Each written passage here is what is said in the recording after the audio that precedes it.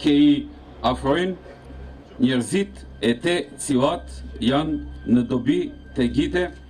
Неполни 5 години по единствениот говор на албански јазик на тогашниот премиер Груевски, денеска опозиција на лидер на ВМРО ДПМН тврди дека токму албанскиот јазик е закана за опстанок на земјата. Државата е нападната. ВМРО има само 51 пратеник, нема 61 или 63 како што посекувавме. И не можеме да го одбраниме сами во парламентот.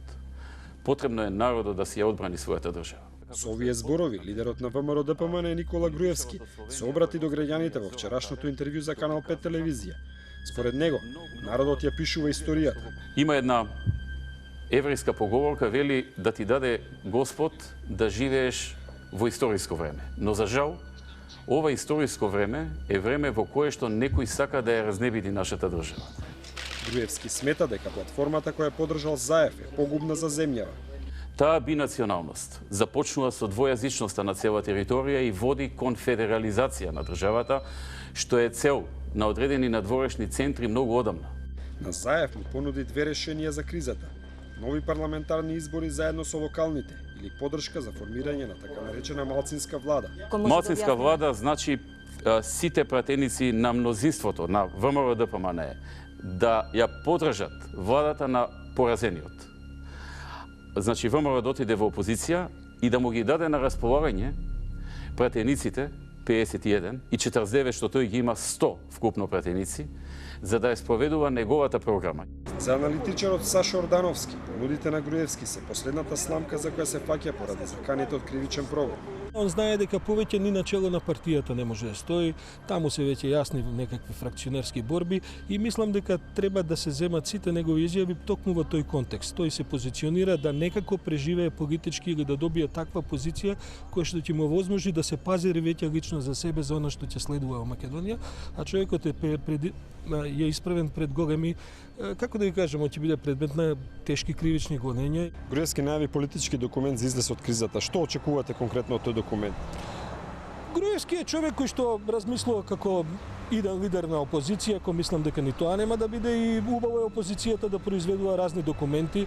Тие документи ќе се расправаат во јавноста како и сите други документи што се расправаат, но мислам дека тоа нема да има некакво фактичко влијание врз она што ќе се остварува понатаму во структурите на самата држава. Има јасно изразено мнозинство кое ќе формира влада. Треба да се види што ќе биде тој документ, ќе биде јавна дебата за тој документ. Веројатно во парламентот има механизми како тоа да си го предлагаат, да го дискутираат и така натаму. Спротивно мислење има аналитичарот Александар Даштевски. Смета дека државата е посериозна закана и токму затоа Груевски ги нуди овие решенија.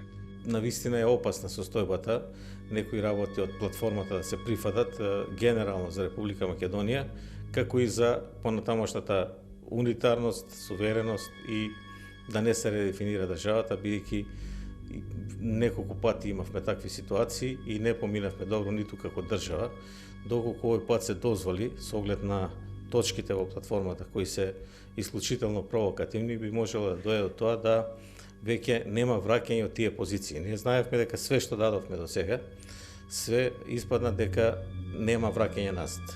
Според него, протестите против платформата се надпартиски и очекува нивна масовност.